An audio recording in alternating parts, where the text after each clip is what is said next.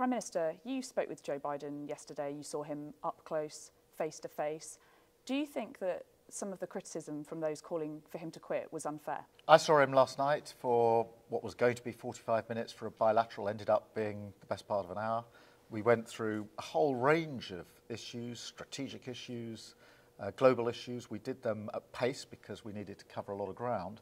He was on good form, and it was a real opportunity for us to talk through those issues, reaffirm the special relationship between our two countries. That matters to the President, matters to me, but also to be clear about our joint resolve that NATO was important, obviously, when it was created and founded, and we're very proud of our part in that through the UK, but also that it's more important now than it's ever been, given the global threat. So we covered a lot of ground. It was very good. He was on good form. Thames Water is today effectively in special measures. Are you prepared to nationalise them if they go bust? And is it unfair for them to put up bills again on hard-working people? I think the previous government let water and all of the issues relating to water get completely out of hand. You know, we've seen a lot of coverage of the sewage and the pollution, which we've got to get to grips with. On the question of bills, I don't want bills to be so punishing for people, so we will have a plan to get to grips with that in terms of the governance of water. But that requires us to deal with both the pollution and the bill side of it.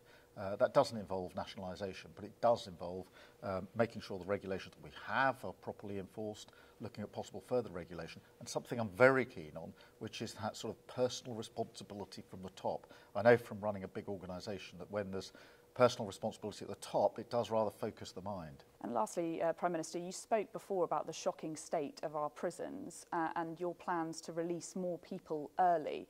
How can you guarantee that dangerous criminals won't be put on the streets if you release people after 40% of their sentences? We will have exemptions in place. Of course, we'll have exemptions in place in relation to high-risk prisoners, as you would expect. I can't tell you how shocked I am to be in this position. It's a basic function of government to have enough prison places for those that the courts are sending to prison. And that function was a complete failure under the last government, which they didn't deal with, they didn't address. It's worse than I thought it was. And, you know, whichever political party anybody listening or watching this supports, this is a basic function that failed under the last government. We'll have to pick it up.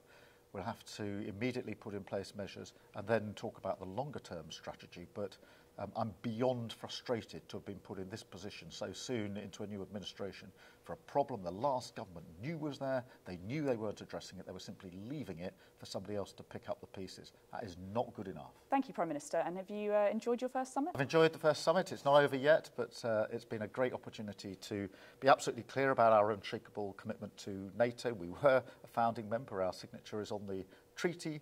But that alliance is more important now, given the threat, than it's ever been. And it's a bigger NATO with more countries. It's a stronger NATO. And the resolve in the room yesterday was palpable in relation to what we all need to do in relation to particularly Ukraine, but other threats as well.